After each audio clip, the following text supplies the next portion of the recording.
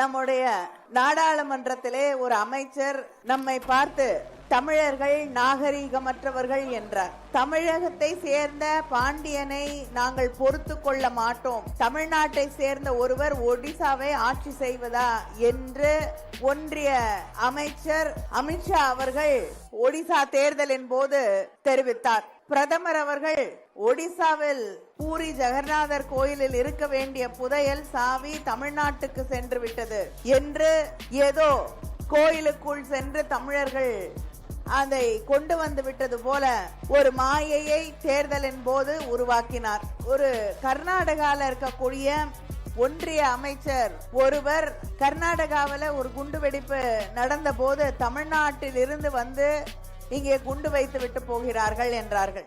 ஏன் இங்கேயே இருக்கக்கூடிய இங்கே வேட்பாளராக இருக்கக்கூடிய பொன் ராதாகிருஷ்ணன் அவர்கள் என்ன சொன்னார்? நம்முடைய பிரதமர் அடிக்கடி தமிழை புகழ்கிறார், ஆனா தமிழர்கள் நன்றி மறந்தவர்களாகி விட்டார்கள், அதுக்கு மரியாதை செலுத்தல, அதை கொண்டாடவில்லை என்று சொல்கிறார்.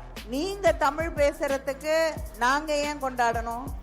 நீங்க தான் சந்தோஷப்படணும். இவ்வளவு பெரிய ஒரு மொழியை தொன்மையும் தொடர்ச்சியும் இருக்கக்கூடிய தமிழை பேசுவதற்கு நீங்க தான் கொண்டாடணும், நாங்க கொண்டாட வேண்டிய அவசியம் இல்லை. இப்படி எல்லா இடங்களிலும் தமிழர்களை குறைத்து பேசிவிட்டு, தமிழர்களை தரக்குறைவாக விமர்சித்து விட்டு, இன்று நம்மிடையே வந்து தமிழ்நாட்டுல எங்களுக்கு ஓட்டு போடுங்க அப்படின்னு கேட்கக்கூடிய தைரியம் எங்கிருந்து வருகிறது? இங்க வந்து பேசுங்க. இவ்வளவு நாள் மத்த இடத்துல எல்லாம் இருந்து தமிழர்களை விமர்சித்தீங்க இல்லையா? இப்ப தமிழ்நாட்டுக்கு வந்திருக்கீங்க தேர்தல் நேரத்துல, இங்க அதே கருத்துக்களை தமிழ்நாட்டுல பேசுங்க.